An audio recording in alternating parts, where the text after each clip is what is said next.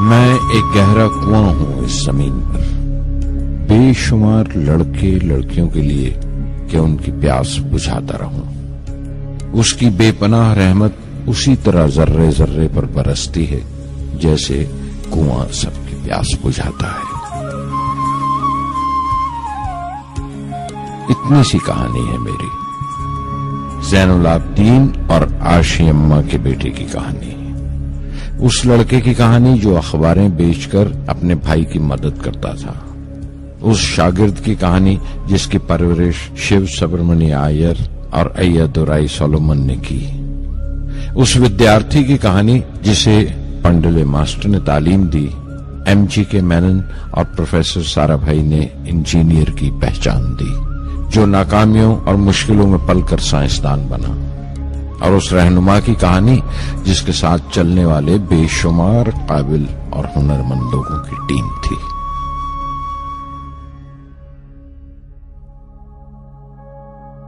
میری کہانی میرے ساتھ ختم ہو جائے گی، کیونکہ دنیاوی معنوں میں میرے پاس کوئی پونجی نہیں ہے، میں نے کچھ حاصل نہیں کیا، جمع نہیں کیا، میرے پاس کچھ نہیں اور کوئی نہیں، نہ بیٹا نہ بیٹی نہ پریوار۔ میں دوسروں کے لیے مثال نہیں بننا چاہتا، لیکن شاید کچھ پڑھنے والوں کو پریرنا ملے کہ انتم سکھ روح اور آتما کی تسکین ہے، خدا کی رحمت ان کی وراثت ہے۔ میرے پردادا اول، میرے دادا پکیر اور میرے والد زین العابدین کا خاندانی سلسلہ عبدالکلام پر ختم ہو جائے گا، لیکن خدا کی رحمت کبھی ختم نہیں ہوگی، کیونکہ وہ امر ہے، لافانی ہے۔ پورنمدః پورنمدഃ پورنات پورنمدچتے پورنस्य پورنمادائے پورنمیواوششیتے۔ پورنمدః پورنمدم پورنات پورنمدچتے پورنस्य پورنمادائے پورنمیواوششیتے۔ پورنمدః پورنمدم پورنات پورنمدچتے پورنस्य پورنمادائے پورنمیواوششیتے۔ پورنمدః پورنمدم پورنات پورنمدچتے پورنस्य پورنمادائے پورنمیواوششیتے۔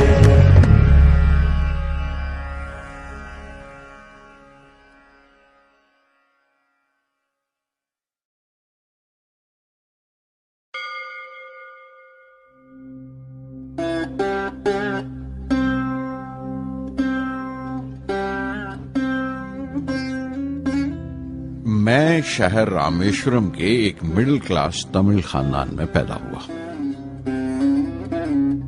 میرے ابا زین العابدین کے پاس نہ تعلیم تھی نہ دولت، لیکن ان مجبوریوں کے باوجود ایک دانائی تھی ان کے پاس اور حوصلہ تھا، اور میری ماں جیسی مددگار تھی عاشی اماں۔ ان کی کئی اولادوں میں ایک میں بھی تھا، بلند قامت ماں باپ کا ایک چھوٹے سے قد والا معمولی شکل و صورت کا لڑکا۔ اپنے پشتینی مکان میں رہتے تھے ہم، جو کبھی 19ویں صدی میں بنا تھا۔ کافی وسیع اور پکا مکان تھا رامیشورم کی مسجد سٹریٹ میں۔ میرے ابا ہر طرح کے عیش و آرام سے دور رہتے تھے، مگر ضروریات کی تمام چیزیں میسر تھیں۔ سچ تو یہ ہے کہ میرا بچپن بڑا محفوظ تھا، مادی طور پر بھی اور جذباتی طور پر بھی، مٹیریلی اینڈ ایموشنلی۔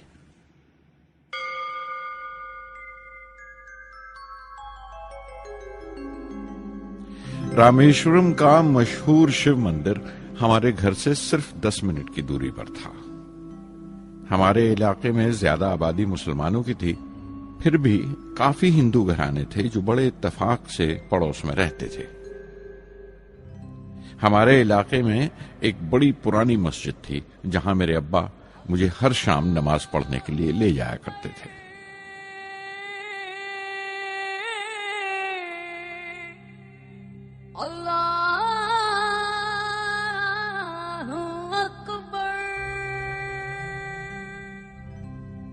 رامیشورم مندر کے بڑے پروہت पक्षी लक्ष्मण शास्त्री मेरे अब्बा के पक्के दोस्त थे। मेरी बचपन की यादों में आंकी हुई एक याद ये भी थी कि अपने अपने रवायती लिबास में बैठे हुए वो दोनों कैसे रूहानी मसलों पर देर देर तक बातें करते रहते थे। मेरे अब्बा मुश्किल से मुश्किल रूहानी मामलों को भी तमिल की आम जबान में बयान कर लिया करते थे।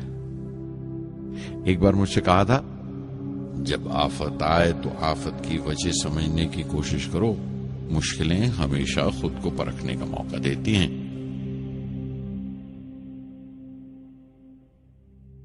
मैंने हमेशा अपनी साइंस और टेक्नोलॉजी में अब्बा के असूलों पर चलने की कोशिश की है।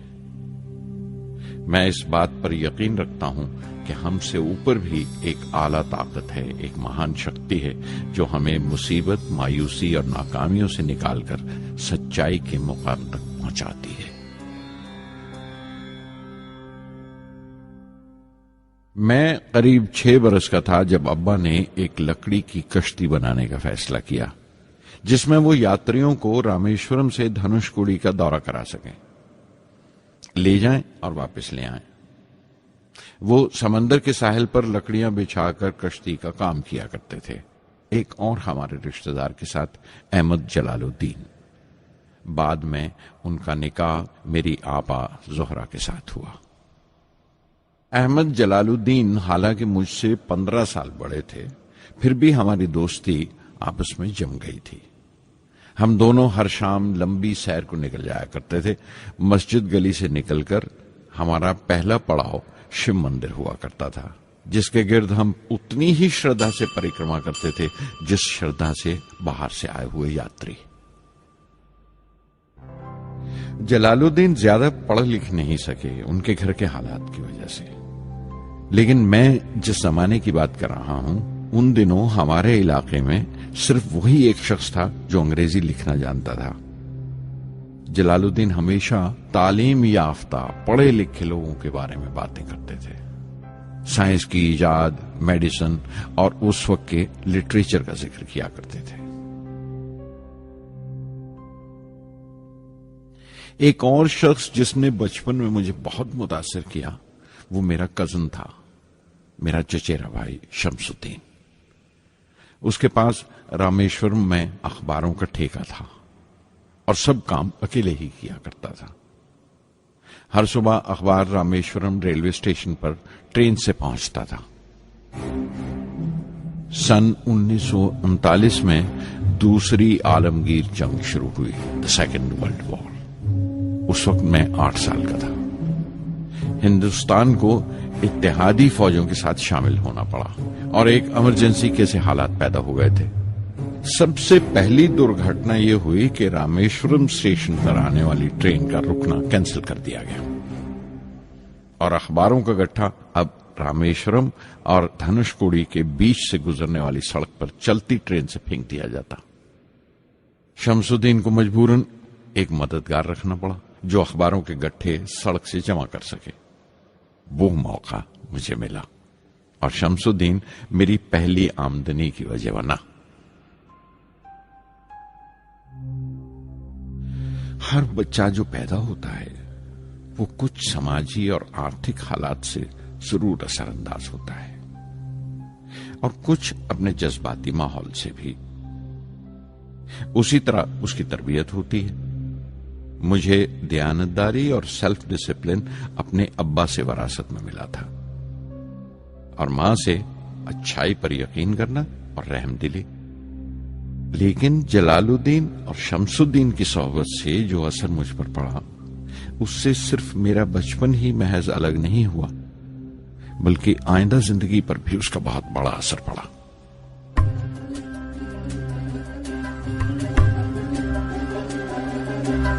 தந்தை மகற்கு ஆற்றும் நன்றி அபயத்து முந்தி இருப்பச்செயல்.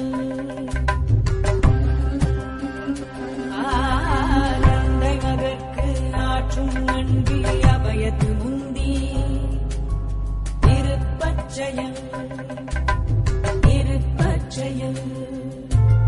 மகன் தந்தைக்கு ஆற்றும் உதவி இவன் தந்தை என்னோற்றான் கொல்.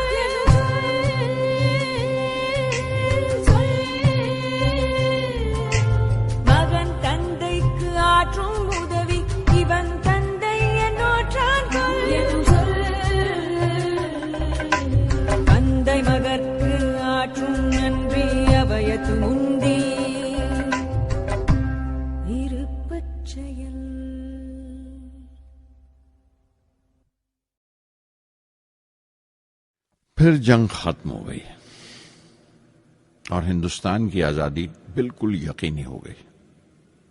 میں نے ابا سے رامیشورم چھوڑنے کی اجازت چاہی.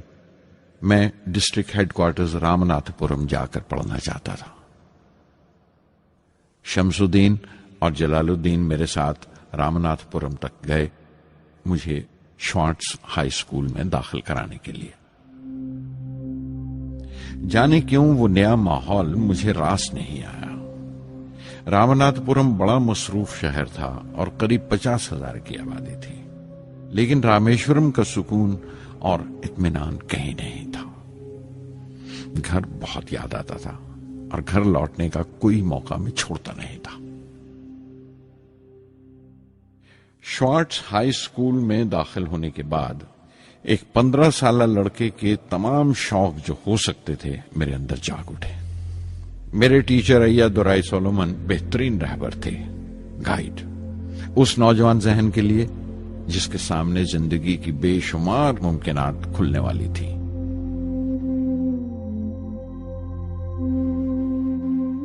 رامناتھ پورم کے اس عرصہ قیام میں ان سے میرا رشتہ استاد شاگرد یا گرو شیشیہ سے بھی آگے نکل گیا. ایا دورائی کہا کرتے تھے، زندگی کامیاب ہونے اور نتیجے حاصل کرنے کے لیے 3 طاقتوں پر قابو پانا بہت ضروری ہے: خواہش، یقین اور امید. ایا دورائی سولومن جو بعد میں ریورنٹ ہو گئے کہا کرتے تھے، اس سے پہلے کہ میں چاہوں کچھ ہو جائے یہ ضروری ہے کہ میرے اندر اس کی پوری شدت سے خواہش ہو اور یقین ہو کہ وہ ہوگا.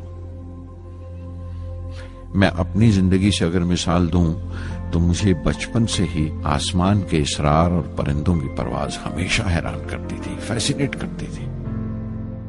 سمندر میں کونجوں اور بگلوں کو اونچی اڑانے لگاتے دیکھتا تھا تو اڑنے کو جی کرتا تھا.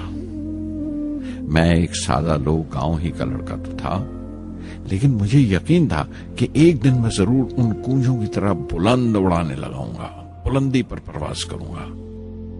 اور حقیقت یہ ہے کہ رامیشورم سے اڑنے والا میں پہلا لڑکا تھا.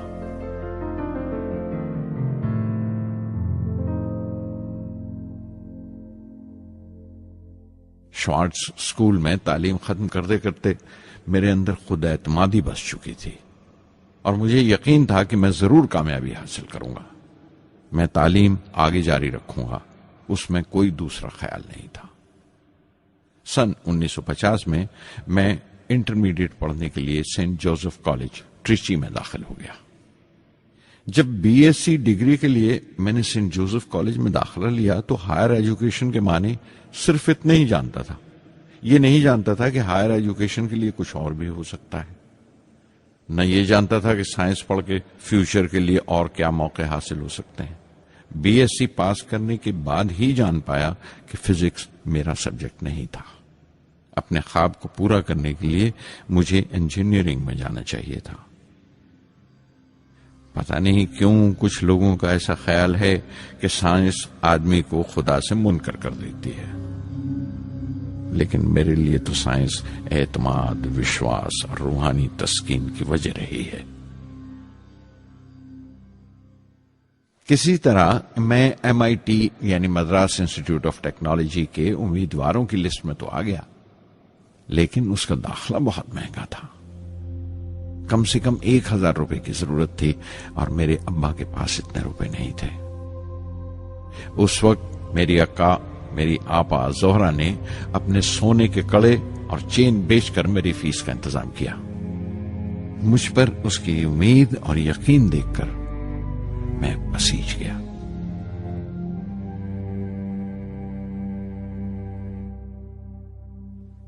MIT میں سب سے زیادہ مزہ آیا.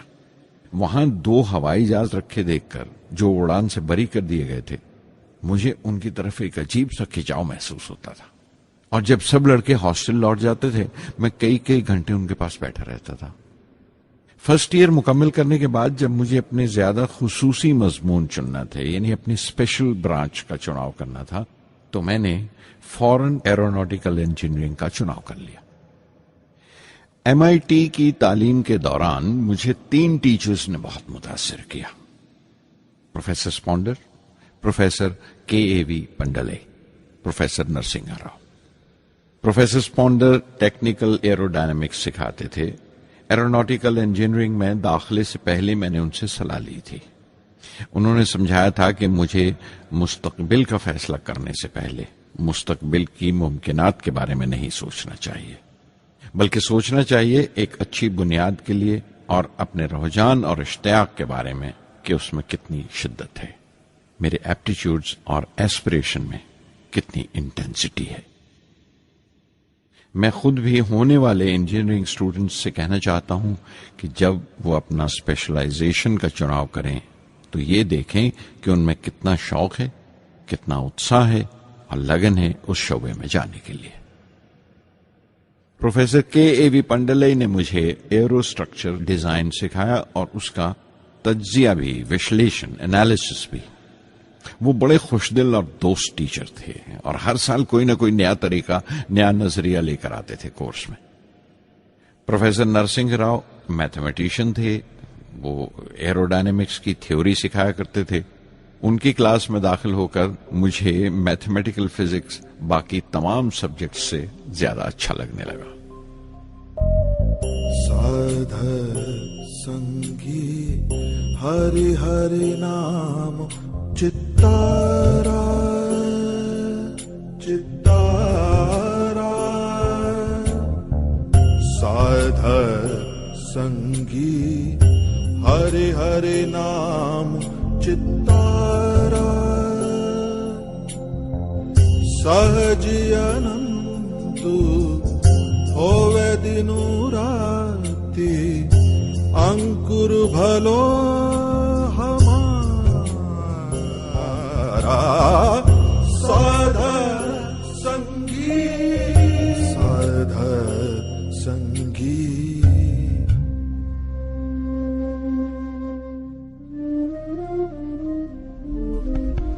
گرو پورا بھیٹیو بڑ بھاگی، گرو پورا بھیٹیو بڑ بھاگی، جاکو انتو نہ پاراوارا، انتو نہ پاراوارا، نانک سرنی گہی سوامی کی، پنہ پنہ نمسکار، سادھر سنگی سادھر سنگی۔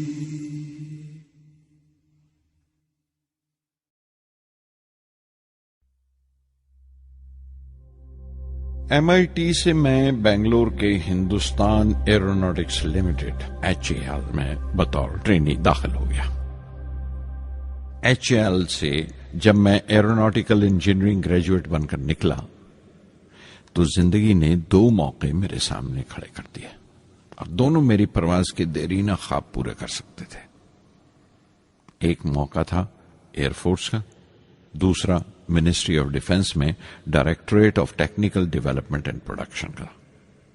میں نے دونوں میں عرضی بھیج دی اور بیک وقت دونوں سے انٹرویو کا بلاوا آ گیا۔ ایئر فورس کے لیے مجھے دہرادون بلایا گیا تھا اور ڈیفنس کے لیے دہلی۔ میرے دونوں مقام 2000 کلومیٹر کے فاصلے پر تھے۔ یہ پہلا موقع تھا میرا اپنے وسیع اور وراٹ وطن کو دیکھنے کا۔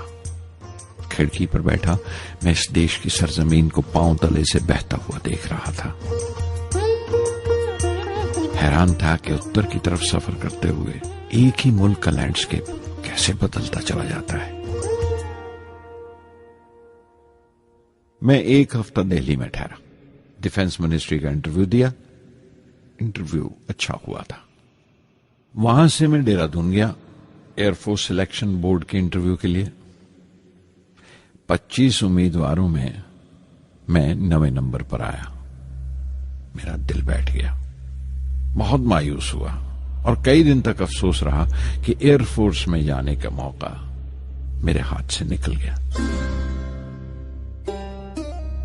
میں رشی کیش چلا گیا، دل پر یہ بوجھ لے کر کہ آنے والے دن بڑے سخت ہوں گے۔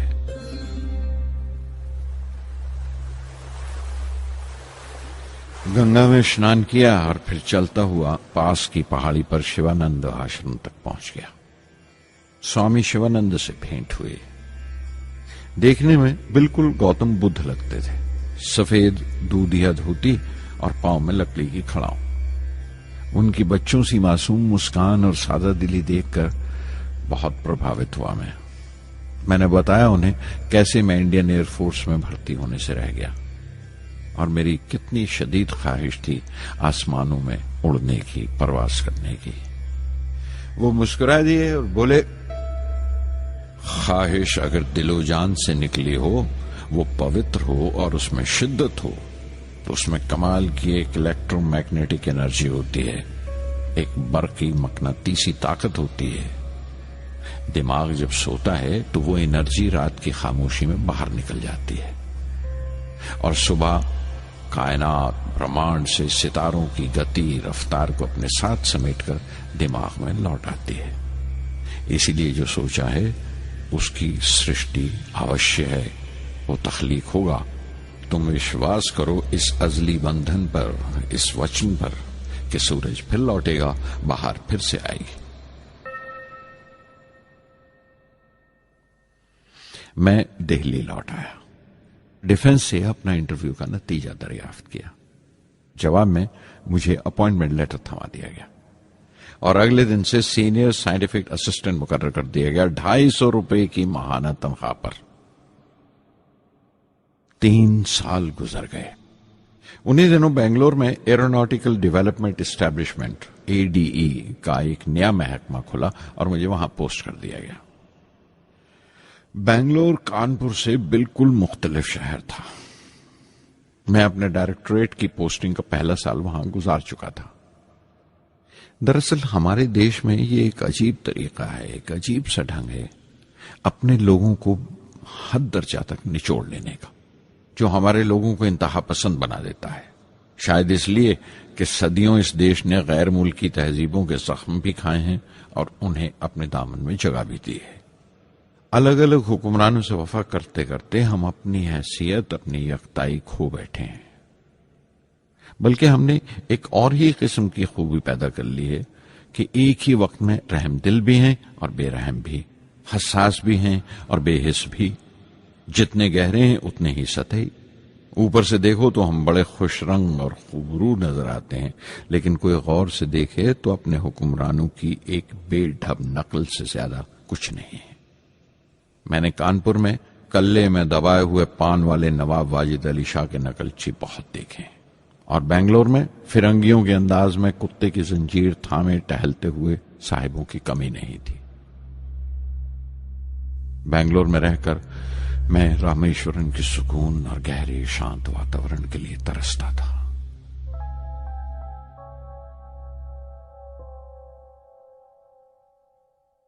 پہلے سال تو ADE میں کوئی زیادہ کام نہیں تھا۔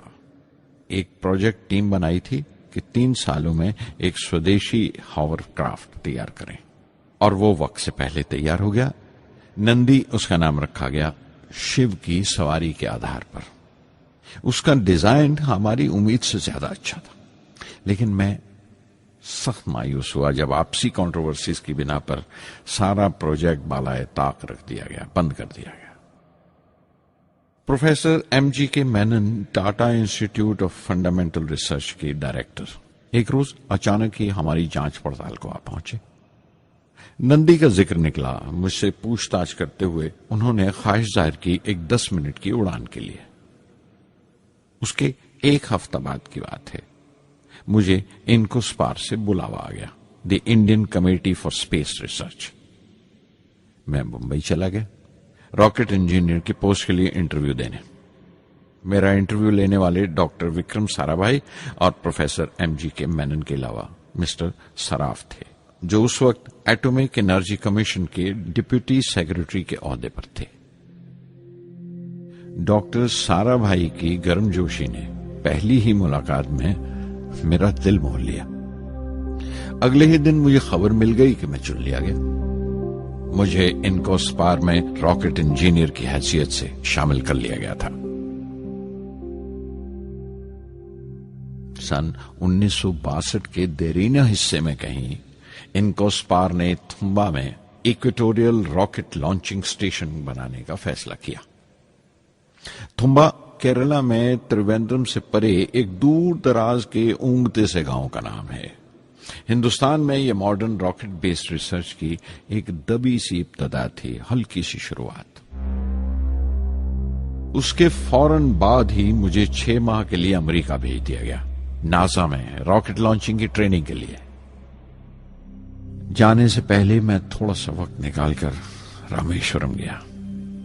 میرے ابا میری اس کامیابی کے لیے بہت خوش ہوئے اور مجھے اسی مسجد میں لے جا کر شکرانے کی نماز ادا کی۔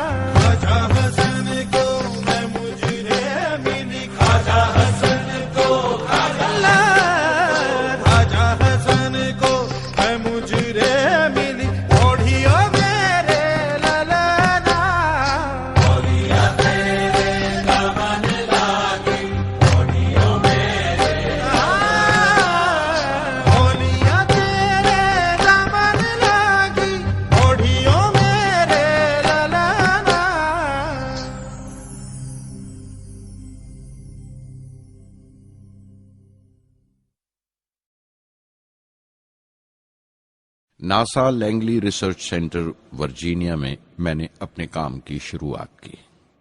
بعد میں گودارڈ اسپیس فلائٹ سینٹر میری لینڈ چلا گیا۔ میں اپنا امپریشنز امریکنز کے بارے میں بینجامن فرینکلن کے اس جملے سے بیان کر سکتا ہوں: جن باتوں سے تکلیف ہوتی ہے ان سے تعلیم بھی ملتی ہے۔ ہندوستانی تنظیموں میں، یہاں کی آرگنائزیشنز میں ایک بڑی مشکل ہے۔ جو اوپر ہیں وہ بڑے مغرور ہیں، اپنے سے چھوٹوں کی، جونیئرز اور سب آرڈینیٹس کی رائے لینا اپنی حد تک سمجھتے ہیں۔ کوئی شخص بھی اپنی خوبی دکھا نہیں سکتا اگر آپ اسے ملامت ہی کرتے رہیں۔ اصول اور پابندی، پابندی اور سختی، سختی اور ظلم کے بیچ کی لائن بڑی مہین ہے، باریک ہے، اس کی پہچان بہت ضروری ہے۔ میں جیسے ہی ناسا سے لوٹا، فوراً بعد ہندوستان کا پہلا راکٹ لانچ واقع ہوا، 21 نومبر سن 1963۔ وہ ساؤنڈنگ راکٹ تھا، نام نائکی اپیچی۔ نائکی اپیچی کی کامیابی کے بعد پروفیسر سارا بھائی نے اپنی آرزو، اپنے ایک خواب کا اظہار کیا، ایک Indian satellite launch vehicle ISLV کا سپنا۔ ہندوستانی راکٹ کا خواب 20ویں صدی میں ایک طرح سے 18ویں صدی کا خواب بھی کہلا سکتا ہے، جو ٹیپو سلطان نے دیکھا تھا۔ ٹیپو سلطان کی فوج میں 27 بریگیڈ تھے جو خشون کہلاتے تھے، اور ہر ایک بریگیڈ میں ایک دستہ تھا راکٹ مین کا جو ساتھ رہا کرتا تھا اور جرکس کہلاتا تھا۔ جب ٹیپو سلطان مارا گیا تو انگریزوں نے 700 راکٹس اور 900 راکٹ کے سب سسٹمز برآمد کیے 1799 میں تیروکناہلی کی جنگ کے بعد۔ وہ راکٹس ولیم کانگریو نے انگلینڈ بھیجوا دیے جانچ پڑتال کے لیے، اس کی تکنیک سمجھنے کے لیے، جسے آج کی سائنسی زبان میں ہم ریورس انجینئرنگ کہتے ہیں۔ ٹیپو سلطان کی موت کے ساتھ اس خواب کی بھی موت ہو گئی، کم سے کم 150 سال کے لیے۔ پنڈت جواہر لال نہرو کی بدولت وہ راکٹری کا خواب ایک بار پھر ہندوستان میں زندہ ہوا۔ پروفیسر سارا بھائی نے اس خواب کو حقیقت بنانے کی ذمہ داری اپنے سر لے لی۔ بہت سے تنگ نظر لوگوں کو اعتراض تھا اس بات پر کہ اس ملک میں جہاں لوگوں کو 2 وقت کی روٹی نصیب نہیں ہوتی وہاں ان سپیس اڑانوں کو، ان خلائی تحریکوں کو کیوں ترجیح دی جا رہی ہے۔ لیکن پردھان منتری پنڈت نہرو اور پروفیسر سارا بھائی کے نظریے میں کسی قسم کا مبالغہ نہیں تھا۔ ان کے نظریے بالکل صاف تھے کہ اگر دنیا کے ملکوں میں اور دنیا کے مسئلوں میں کوئی حصہ لینا ہے، شرکت کرنی ہے، ہندوستان کو کوئی حیثیت حاصل کرنی ہے تو سائنس اور ٹیکنالوجی کی ترقی اور خود مختاری، سیلف ریلائنس اشد ضروری ہے، اور ان کا مقصد طاقت کا مظاہرہ ہرگز نہیں تھا۔ سہج پکے سو میٹھا ہوئے۔ تھمبا میں 2 راکٹ سہج پکے مگر کامیاب ہوئے، ایک روہنی، دوسرا مینیکا۔ اگلا سال لگا ہی تھا جب پروفیسر سارا بھائی نے مجھے دہلی بلا بھیجا۔ ایک میٹنگ تھی اور میٹنگ میں group captain V S Narayanan سے میرا تعارف کرایا گیا جو ایئر ہیڈ کوارٹرز سے تھے۔ پروفیسر سارا بھائی نے ریٹو تیار کرنے کا ارادہ ظاہر کیا، rocket assisted take of system, ایک ملٹری ایئر کرافٹ جو راکٹ کی مدد سے اڑایا جا سکے بڑی چھوٹی سی جگہ میں۔ شام تک یہ خبر بھی عام ہو گئی کہ ہندوستان ایک خود ساختہ ملٹری ایئر کرافٹ تیار کر رہا ہے اور میں اس پروجیکٹ کا مختار ہوں، ذمہ دار ہوں۔ میں کئی طرح کے جذبات سے بھر گیا، خوش بھی تھا، شکر گزار بھی، خوش قسمت بھی، اور ایک احساس ہوا تکمیل کا، فلفلمنٹ کا۔ 19ویں صدی کے ایک شاعر کی یہ سطریں بہت یاد آئیں۔ ہر دن کے لیے تیار رہو، ہر دن کو ایک طرح ہی ملو، جب اوکھلی ہو برداشت کرو، جب دستہ ہو تو وار کرو۔ ریٹو پہ کام کرتے ہوئے 2 اہم واقعات ہوئے۔ پہلا تو یہ تھا کہ اپنے دیش میں پہلی بار اسپیس ریسرچ کا 10 سالہ پروگرام تیار ہوا جس کے آتھر تھے پروفیسر سارا بھائی۔ میرے لیے وہ ایک ایسا رومانی مینیفیسٹو تھا جیسے اسپیس سے عشق کرنے والے کسی شاعر کی رومانی نظم ہو، جیسے کوئی اپنے دیش کے آسمان سے عشق کرنے لگا ہو۔ اور دوسرا واقعہ منسٹری آف ڈیفنس میں میسائل پینل کا تیار ہونا۔ نارائنن اور میں، ہم دونوں اس پینل کے ممبر تھے۔ اس وقت تک بھوش کی آنے والی SLV سیٹلائٹ لانچ وہیکل کا ناک نقشہ بھی تیار ہو چکا تھا۔ پروفیسر سارا بھائی اپنے دیرینہ خواب کو تعبیر دینے کے لیے کچھ اور ساتھیوں کا چناؤ کر چکے تھے۔ میں خود کو خوش قسمت سمجھتا ہوں کہ مجھے اس پروجیکٹ کا لیڈر چنا گیا۔ اس پر پروفیسر سارا بھائی نے مجھے ایک اور ذمہ داری بھی سونپی کہ لانچ کی 4تھی سٹیج میں ہی ڈیزائن کروں۔ یہ معمول تھا، میرا عادت تھی کہ ہر میسائل پینل کی میٹنگ کے بعد میں جا کر پروفیسر سارا بھائی کو پوری تفصیل، پوری رپورٹ دیتا تھا۔ دہلی میں ایسی ہی ایک میٹنگ کے بعد 23 دسمبر 1971 کو میں تریویندرم لوٹ رہا تھا، اور اس دن پروفیسر سارا بھائی تھمبا میں SLV کا معائنہ کرنے گئے ہوئے تھے۔ دہلی ایئرپورٹ کے لاؤنج سے میں نے انہیں فون کیا، پینل میٹنگ کی تفصیل بتائی۔ پروفیسر سارا بھائی نے مجھے کہا کہ میں تریویندرم ایئرپورٹ پر ان کا انتظار کروں۔ میں جب تریویندرم پہنچا تو فضا میں ایک ماتم بچھا ہوا تھا۔ مجھے خبر دی گئی کہ پروفیسر سارا بھائی نہیں رہے۔ چند گھنٹے پہلے دل کا دورہ پڑنے سے ان کا انتقال ہو گیا۔ میں تھرا کے رہ گیا۔ چند گھنٹے پہلے ہی تو میں نے ان سے بات کی تھی، میرے لیے وہ بہت بڑا صدمہ تھا۔ پروفیسر سارا بھائی میری نظر میں انڈین سائنس کے راشٹر پتا ہیں، جیسے راشٹر کے پتا مہاتما گاندھی ہیں۔ انہوں نے اپنی ٹیم سے رہنما پیدا کیے اور خود اپنے عمل سے ان کے لیے مثال ثابت ہوئے۔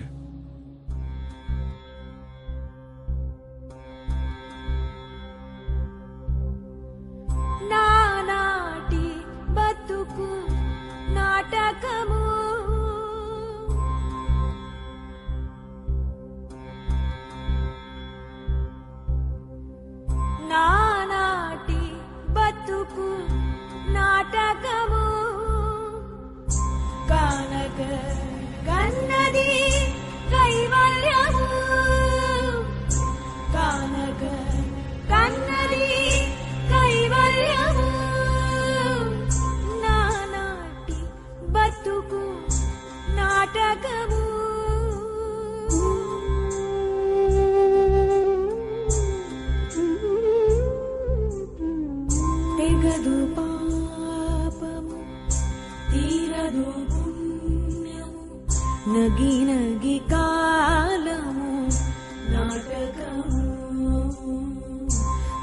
తీరదు పాపము తీరదు పుణ్యము నగి నగి కాలము నాటకము యగువన శ్రీ వెంకటేశ్వరుడే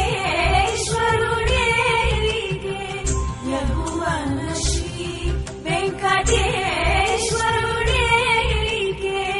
గగనము నీతిది కైవల్యము గగనము నీతిది కైవల్యము కైవల్యము.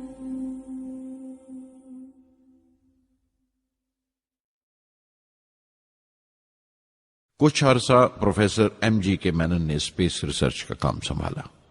बिलाखिर प्रोफेसर सतीश धवन को Indian space research organisation ISRO की जिम्मेदारी सौंप दी गई. तुम्बा का पूरा कॉम्प्लेक्स एक बड़े पैमाने पर स्पेस सेंटर बना दिया गया और Vikram Sarabhai space centre VSSC का नाम दिया गया. जिसने वो सेंटर कायम किया था उसी के नाम से उस जगह की श्रद्धांजलि पेश की गई. मशहूर मेटलर्जिस्ट डॉक्टर ब्रह्म प्रकाश VSSC के पहले डायरेक्टर मुकर्रर हुए. कोई भी शख्स अपनी जिम्मेवारी में तभी कामयाब हो सकता है अगर वो बारसूख हो, मोतबर हो और अपने फैसलों के लिए उसे सही हद तक आजादी हो. शायद निजी जिंदगी में भी तसल्ली का यही एक रास्ता है. आजादी और जिम्मेवारी एक साथ हो तभी वो तस्कीन और खुशी का बायस हो सकती है.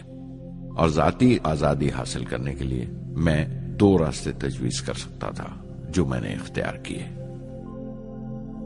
पहला तो ये कि अपनी तालीम और तरबियत को बढ़ावा दो. इल्म, नॉलेज बड़ा कारआमद हथियार है, बहुत काम आता है. इल्म जितना ज्यादा होगा उतनी ज्यादा आजादी के हकदार होगे. इल्म वो पूंजी है जो कोई छीन नहीं सकता. टीम की रहनुमाई तभी मुमकिन है अगर आपकी जानकारी मुकम्मल हो, अप टू डेट हो. कामयाब रहनुमा बनने के लिए जरूरी है कि दिन का काम जब खत्म हो आप पिछले काम का जायजा लें, अगले दिन के काम की तैयारी करें. दूसरा तरीका यह है कि अपने काम को अपना फख्र समझें, गर्व समझें और जरूरी है कि अपने अंदर की शक्ति की सही जानकारी हो. जो करो उस पर यकीन रखो या जिस पर यकीन हो वही करो, वरना दूसरों के ईमान का शिकार बनते रहोगे. SLV प्रोजेक्ट के पहले 3 सालों में साइंस के बहुत से नए नए इसरार खुले और आहिस्ता आहिस्ता साइंस और टेक्नोलॉजी का फर्क समझ आने लगा. रिसर्च और अमल, डेवलपमेंट का फासला पता चलने लगा. किसी भी इजाद में गलतियां होना लाजमी है, लेकिन हर गलती कामयाबी की तरफ एक और कदम उठाती है, एक और सीढ़ी बन जाती है. किसी भी तख्लीक की तरह SLV-3 की तख्लीक भी कई दर्दनाक लम्हों से गुजरी. एक रोज जब मैं और मेरे तमाम साथी अपने कामों में पूरी तरह डूबे हुए थे, मेरे घर से एक मौत की इत्तला पहुंची. मेरे दोस्त और हमदर्द मेरे बहनोई जलालुद्दीन का इंतकाल हो गया था. कुछ देर के लिए तो मैं सुन्न होकर रह गया. मेरी आंखों में अंधेरा छा गया. थोड़ी देर बाद जब अपने चौगिरदे का एहसास हुआ तो महसूस किया जैसे मेरी हस्ती का एक हिस्सा मर गया था.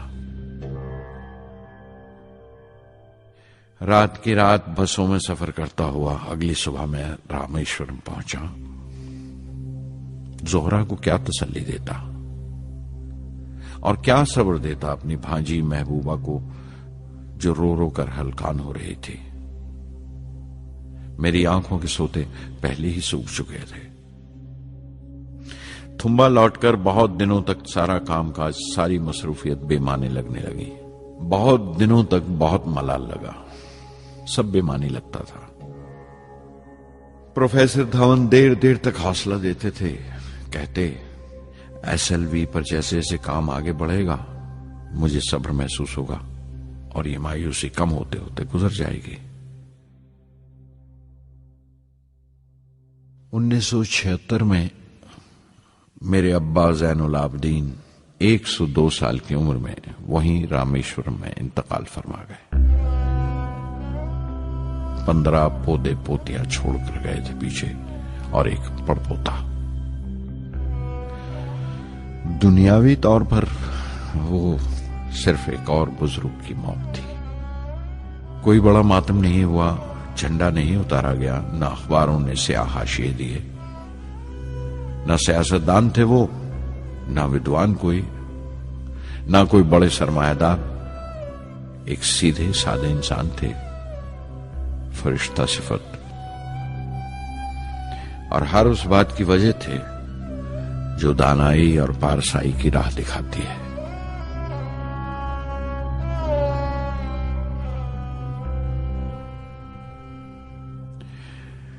میں بہت دیر تک اپنی ماں کے پاس بیٹھا رہا، چپ چاپ، اور جب اٹھا تھمبا لوٹنے کے لیے تو اس نے روندھے گلے سے دعائیں دی مجھے۔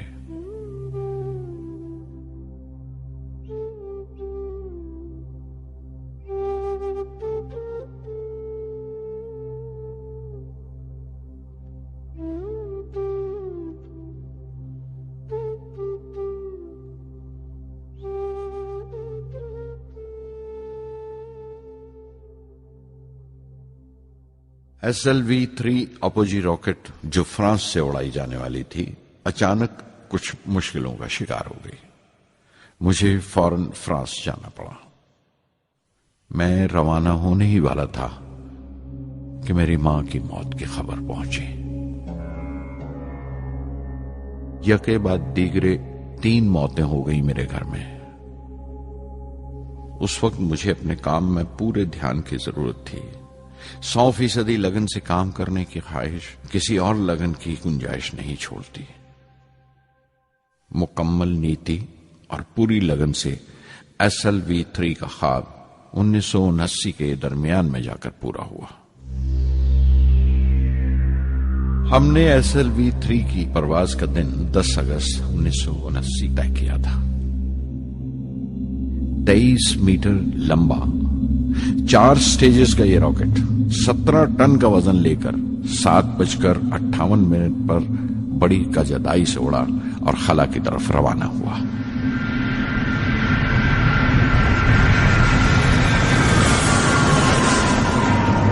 پہلی سٹیج ہر طرح سے پختہ نکلی اور بڑے آرام سے راکٹ دوسری سٹیج میں داخل ہو گیا۔ ہم سب دم بخود رہ گئے، سانس روکے بیٹھے تھے۔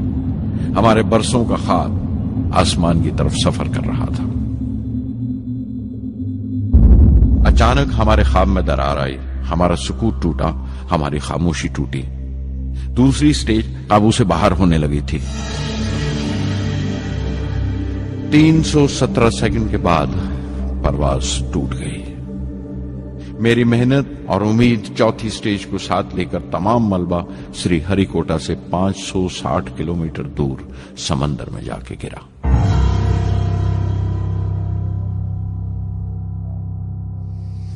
اس حادثے سے ہم سب کو سخت صدمہ پہنچا۔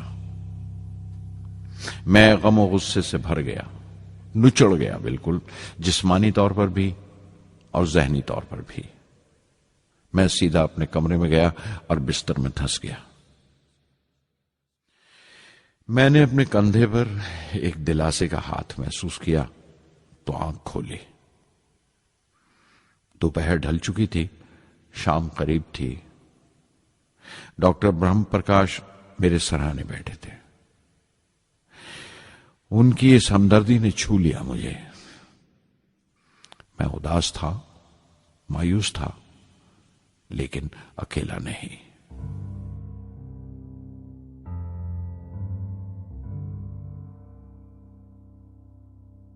ہر شخص تکنیکی جمع تفریق اور بحث مباحثے کے بعد مطمئن ہو چکا تھا، سنتشٹ ہو چکا تھا، لیکن مجھے اطمینان نہ آیا اور مسلسل بے چین رہا۔ میں بے ساختہ کھڑا ہو گیا اور اعتراف کیا پروفیسر دھون کے سامنے، سر میرے ساتھیوں کو ناکامیابی کی وجہ دریافت ہو جانے سے اطمینان ہو گیا، لیکن میں اسے کافی نہیں سمجھتا۔ اس مشن کے ڈائریکٹر کی حیثیت سے اس غلطی کو بھی میں اپنی ذمہ داری سمجھتا ہوں۔ SLV-3 کی ناکامیابی کی ذمہ داری میری ہے۔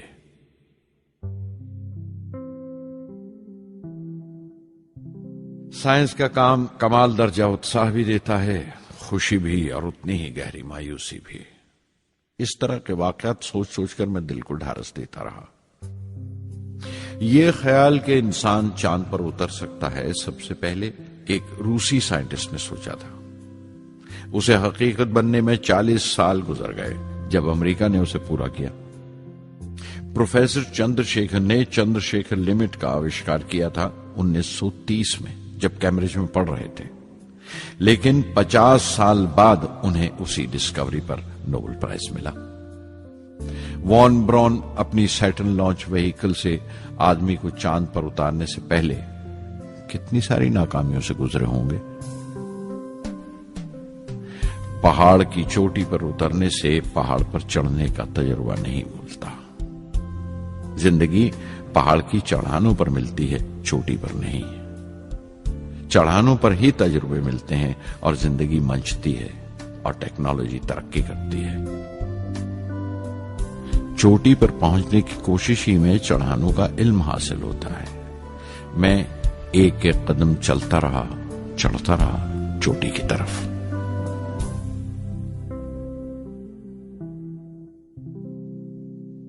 SLV-3 کی اڑان سے 30 گھنٹہ پہلے 17 جولائی 1980 کے دن اخباروں کی سرخیاں طرح طرح کی رائے اور اندازوں سے بھری ہوئی تھیں۔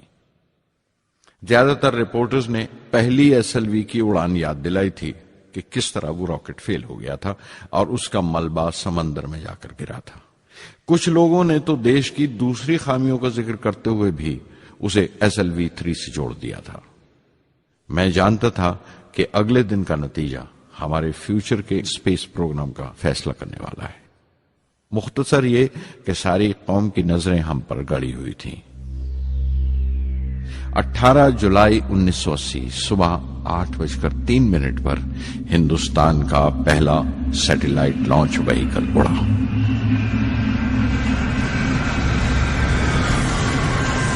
میں نے روہنی سیٹلائٹ کا تمام ڈیٹا کمپیوٹر پر جانچا۔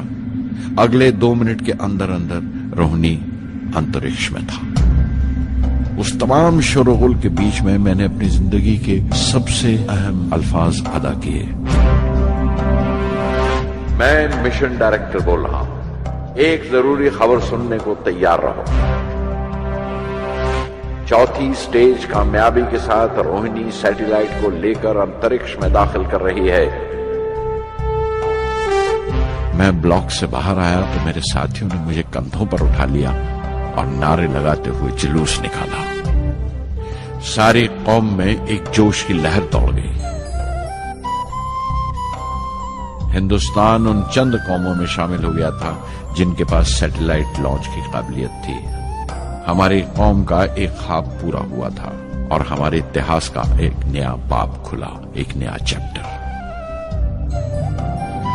پردھان منتری اندرا گاندھی نے مبارکباد کا تار بھیجا اور سب سے زیادہ ہندوستان کے سائنسدان خوش تھے کہ یہ پوری کوشش سودیشی تھی، ہماری اپنی تھی۔ میں کچھ ملے جلے جذبات سے گزر رہا تھا۔ میں خوش تھا کہ پچھلی 2 دہائیوں سے جس کوشش میں تھا بالآخر اس میں کامیاب ہوا، لیکن اداس تھا جن لوگوں کی بدولت میں یہاں پہنچا تھا وہ لوگ میرے ساتھ نہیں تھے۔ میرے ابا، میرے بہنوئی جلال الدین اور پروفیسر سارا بھائی۔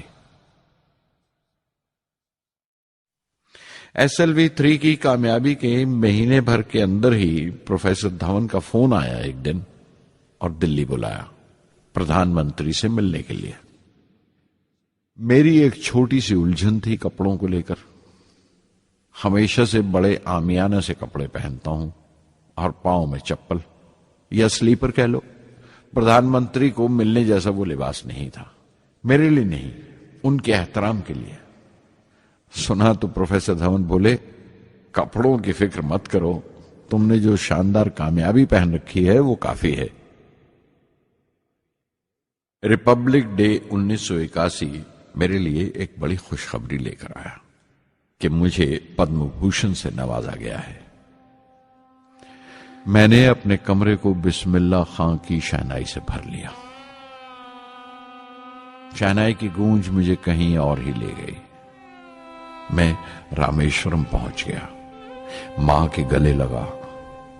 अब्बा ने मेरे बालों को उंगलियों से सहलाया और मेरा दोस्त, मेरा रफीक जलालुद्दीन मस्जिद गली में जमा हुए लोगों में मेरे इनाम का ऐलान कर रहा था।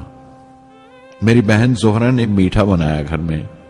पक्षी लक्ष्मण शास्त्री ने मेरे माथे पर तिलक लगाया।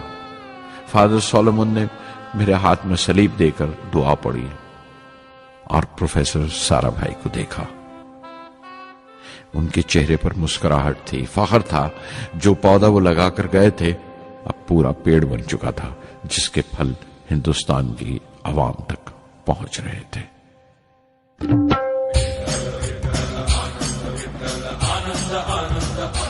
ओ आनंदाचे डोही आनंद तरंग, आनंदाचे डोही आनंद तरंग, आनंदाची अंग, आनंदाचे आनंदाची अंग, आनंदाचे आनंदाचे डोही आनंद तरंग, आनंदाचे डोही आनंद तरंग।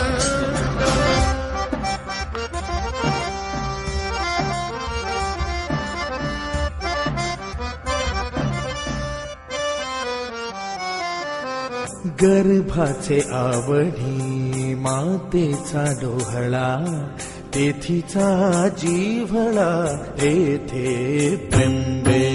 गर्भाचे आवडी मातेचा डोहळा, तेथीचा जीवळा तेथे बिंबे। तुका म्हणे तैसा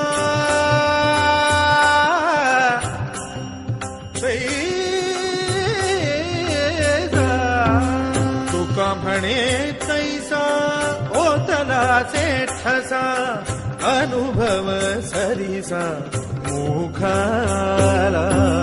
आनंदाचे डोही आनंद तरंग, आनंदाची अंग, आनंदाचे आनंदाचे डोही आनंद तरंग।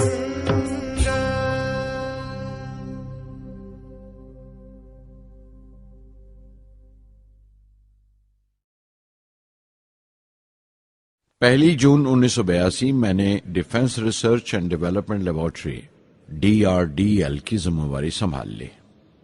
उस वक्त के defence minister Shri R Venkataraman ने जब मशवरा दिया कि बजाय दर्जा बदर्जा मिसाइल तैयार करने के हमें मुकम्मल अपनी मिसाइल तैयार करने का प्रोग्राम बनाना चाहिए, तो हमें अपने कानों पर यकीन नहीं आया और देखते देखते ही वो प्रोजेक्ट एक मुकम्मल मिसाइल का प्रोग्राम बन गया, जिसके नतीजे आइंदा बहुत दूर तक पहुंचे।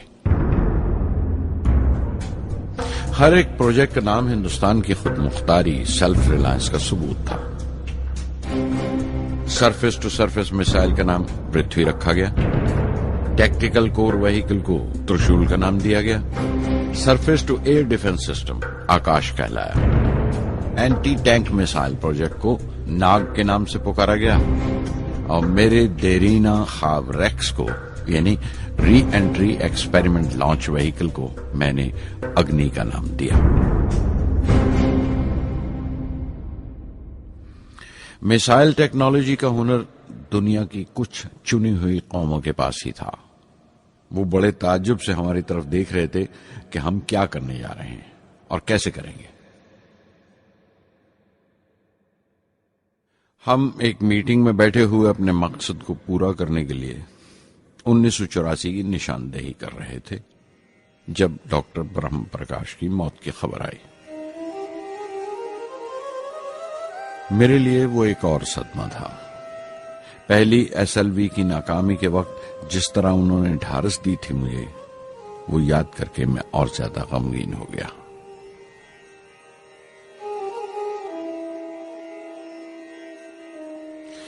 प्रोफेसर सारा भाई अगर VSSC के निर्माता थे, बनाने वाले थे, तो डॉक्टर ब्रह्म प्रकाश उसके आमिल थे, एग्जीक्यूटर थे। उनकी विनम्रता ने मुझे बड़ी हद तक नरम कर दिया। اور میں نے اپنی تند مزاجی پر کافی قابو کر لیا۔ ان کی حلیمی صرف اپنی خوبیوں تک ہی محدود نہیں تھی، بلکہ اپنے سے چھوٹوں کو عزت دینا بھی ان کی عادت میں شامل تھا۔ ان کے برتاؤ اور سلوک میں یہ بات نظر آ جاتی تھی کہ کوئی شخص بھی خامیوں سے خالی نہیں ہے، یہاں تک کہ افسر بھی، لیڈر بھی، رہنما بھی۔ وہ بہت بڑے دانشور تھے۔ ایک کمزور سے شریر کے اندر ان میں بچوں کی سی معصومیت تھی۔ مجھے وہ ہمیشہ سائنسدانوں میں سنت نظر آتے تھے۔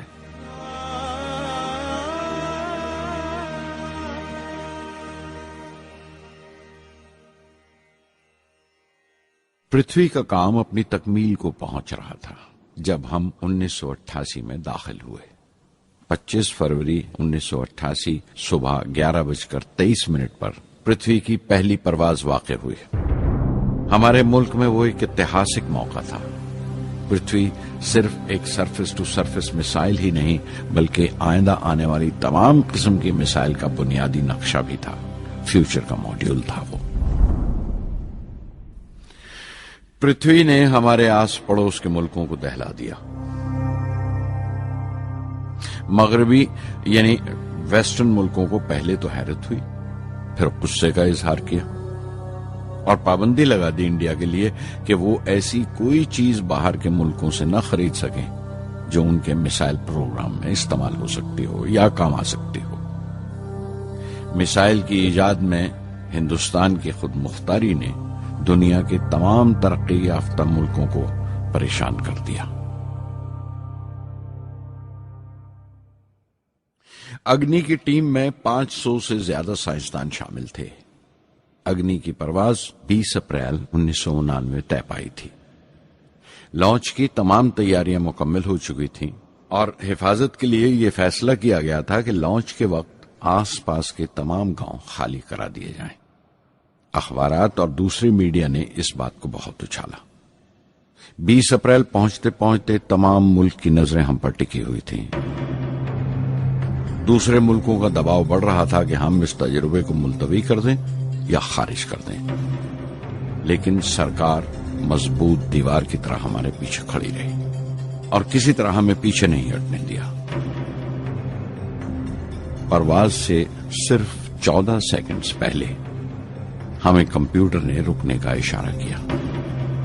کسی ایک پرزے میں کوئی خامی تھی، وہ فوراً ٹھیک کر دی گئی، لیکن اسی وقت ڈاؤن رینج اسٹیشن نے رکنے کا حکم دیا۔ چند سیکنڈز میں کئی رکاوٹیں سامنے آ گئیں اور پرواز ملتوی کر دی گئی۔ اخبارات نے آستینیں چڑھا لیں، ہر بیان نے اپنی اپنی طرح کی وجوہات نکال لی۔ کارٹونسٹ سدھیر دار نے ایک کارٹون شائع کیا جس میں ایک خریدار کچھ سامان دکاندار کو واپس کرتے ہوئے کہہ رہا تھا، اگنی کی طرح وہ بھی نہیں چلی۔ ایک کارٹون میں دکھایا گیا کہ سائنسدان کہہ رہا ہے، سب ٹھیک تھا، سوئچ بٹن نہیں چلا۔ ہندوستان ٹائمز کے کارٹون میں ایک نیتا رپورٹر کو سمجھا رہا ہے، ڈرنے کی کوئی بات نہیں، یہ بڑی امن پسند اہنساواد کی مثال ہے، اس سے کوئی مرے گا نہیں۔ قریب 10 روز دن رات کام چلا میسائل کی درستی پر، اور آخرکار سائنسدانوں نے ایک نئی تاریخ طے کی اگنی کی پرواز کے لیے۔ مگر پھر وہی ہوا، 10 سیکنڈ پہلے کمپیوٹر نے رکاوٹ کا اشارہ کیا، پتہ چلا ایک پرزہ کام نہیں کر رہا ہے۔ پرواز پھر ملتوی کر دی گئی۔ ایسی بات کسی بھی سائنسی تجربے میں ہو جانا عام بات ہے، غیر ملکوں میں بھی بہت بار ہوتا ہے، لیکن امید سے بھری ہوئی قوم ہماری مشکلیں سمجھنے کو تیار نہیں تھی۔ ہندو اخبار میں کیشو کا ایک کارٹون چھپا جس میں ایک دیہاتی کچھ نوٹ گنتے ہوئے کہہ رہا تھا، میسائل کے وقت گاؤں سے ہٹ جانے کا معاوضہ ملا ہے، 2-4 بار اور یہ تجربہ ملتوی ہوا تو میں پکا گھر بنوا لوں گا۔ امول بٹر والوں نے اپنے ہورڈنگ پر لکھا، اگنی کو ایندھن کے لیے ہمارے بٹر کی ضرورت ہے۔ اگنی کی مرمت کا کام جاری رہا۔ آخر کار ایک بار پھر 22 مئی کی تاریخ اگنی کی پرواز کے لیے طے پائی۔ اس کی پچھلی رات ڈاکٹر اروناچلم، جنرل کے این سنگھ اور میں ڈیفنس منسٹر کے سی پنت کے ساتھ چہل قدمی کر رہے تھے۔ پورے چاند کی رات تھی، ہائی ٹائیڈ کا وقت تھا اور لہریں گرج گرج کر خدا کی عظمت کا نام لے رہی تھی۔ کل اگنی کی پرواز کامیاب ہوگی یا نہیں، بار بار یہی سوال ہمارے دماغ میں گونج رہا تھا۔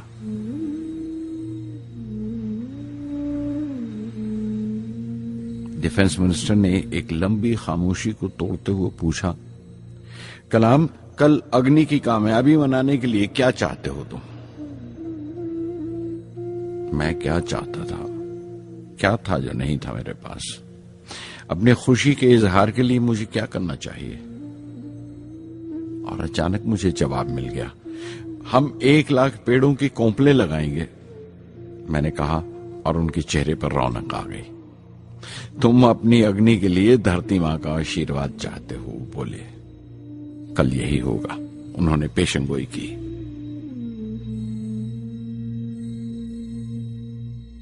اگلے دن صبح 7:10 پر اگنی لانچ ہوئی۔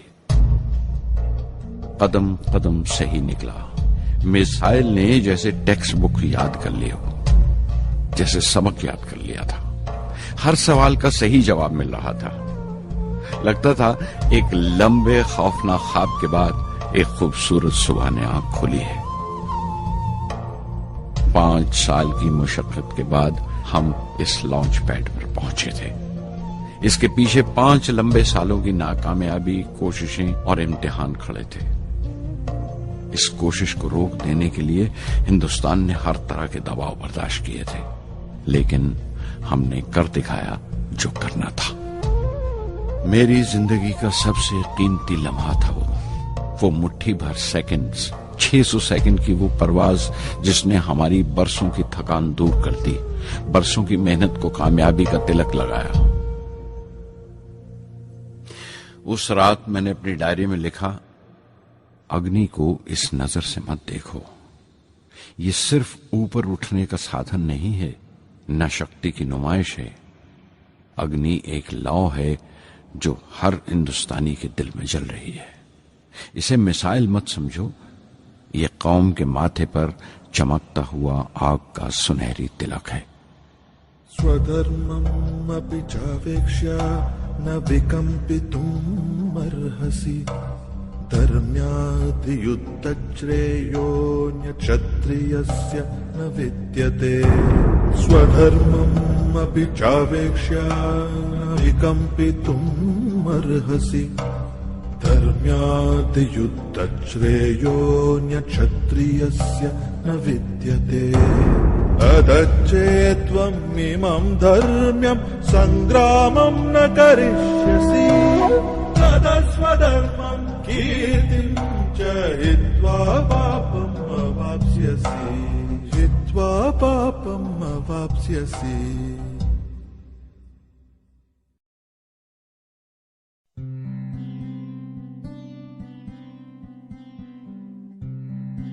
'90 کے ریپبلک ڈے پر دیش نے میسائل پروگرام کی کامیابی کا جشن منایا۔ مجھے پدم وبھوشن سے نوازا گیا اور ڈاکٹر اروناچلم کو بھی۔ 10 سال پہلے پدم بھوشن کی یادیں ایک بار پھر ہری ہو گئیں۔ رہن سہن میرا اب بھی ویسا ہی تھا جیسا تب تھا۔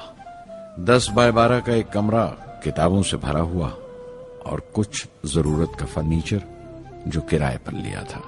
فرق اتنا ہی تھا کہ تب یہ کمرہ تریویندرم میں تھا، اب حیدرآباد میں۔ ویٹر میرا ناشتہ لے کر آیا، اڈلی اور چھاچھ، اور آنکھوں میں ایک خاموش مسکراہٹ، مبارکباد کی۔ میں اپنے ہم وطنوں کی اس نوازش سے چھلک گیا۔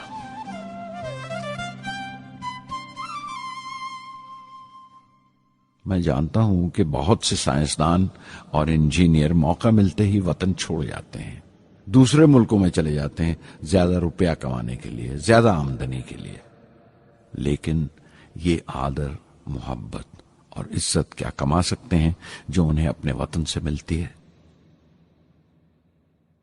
15 اکتوبر 1991 میں 60 سال کا ہو گیا۔ مجھے اپنے ریٹائرمنٹ کا انتظار تھا، چاہتا تھا کہ غریب بچوں کے لیے ایک اسکول کھولوں۔ یہ وہ دن تھے جب میں نے سوچا کہ اپنی زندگی کے تجربے، مشاہدے اور وہ تمام باتیں قلم بند کروں جو دوسروں کے کام آ سکیں، ایک طرح سے اپنی سوانح عمری لکھوں، اپنی جیونی۔ میرے خیال میں میرے وطن کے نوجوانوں کو ایک صاف نظریے اور دشا کی ضرورت ہے۔ تبھی یہ ارادہ کیا کہ میں ان تمام لوگوں کا ذکر کروں جن کی بدولت میں یہ بن سکا جو میں ہوں۔ مقصد یہ نہیں تھا کہ میں کچھ بڑے بڑے لوگوں کے نام لوں، بلکہ یہ کہ کوئی شخص کتنا بھی چھوٹا کیوں نہ ہو اسے حوصلہ نہیں چھوڑنا چاہیے۔ مسئلے، مشکلیں زندگی کا حصہ ہیں اور تکلیفیں کامیابی کی سچائیاں ہیں۔ جیسا کہا ہے کسی نے، خدا نے یہ وعدہ نہیں کیا کہ آسمان ہمیشہ نیلا ہی رہے گا، زندگی بھر پھولوں سے بھری راہیں ملیں گی۔ خدا نے یہ وعدہ نہیں کیا کہ سورج ہے تو بادل نہیں ہوں گے، خوشی ہے تو غم نہیں، سکون ہے تو درد نہیں ہوگا۔ مجھے ایسا کوئی غرور نہیں کہ میری زندگی سب کے لیے ایک مثال بنے گی، مگر یہ ہو سکتا ہے کہ کوئی مایوس بچہ کسی گمنام سی جگہ پر جو سماج کے کسی معذور حصے سے تعلق رکھتا ہو یہ پڑھے اور اسے چین ملے، یہ پڑھے اور اس کی امید روشن ہو جائے۔ ہو سکتا ہے یہ کچھ بچوں کو نا امیدی سے باہر لے آئے اور جسے وہ مجبوری سمجھتے ہیں وہ مجبوری نہ لگے، انہیں یقین رہے کہ وہ جہاں بھی ہیں خدا ان کے ساتھ ہے۔ کاش ہر ہندوستانی کے دل میں جلتی ہوئی لو کو پر لگ جائیں اور اس لو کی پرواز سے سارا آسمان روشن ہو جائے۔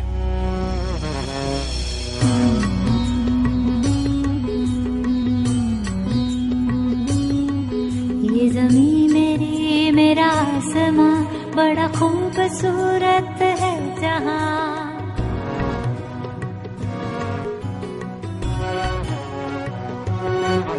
یہ زمین میری، میرا آسماں، بڑا خوبصورت ہے جہاں۔ میری زندگی پرواز ہے، وہ فضا میری، میں اڑوں جہاں۔ میری زندگی پرواز ہے، وہ فضا میری، میں اڑوں جہاں۔ یہ زمین میری، میرا آسماں، بڑا خوبصورت ہے جہاں۔ کبھی دھوپ لیپ کے آسماں ہم نے سنہری کر لیا، کبھی دھوپ لیپ کے آسماں ہم نے سنہری کر لیا۔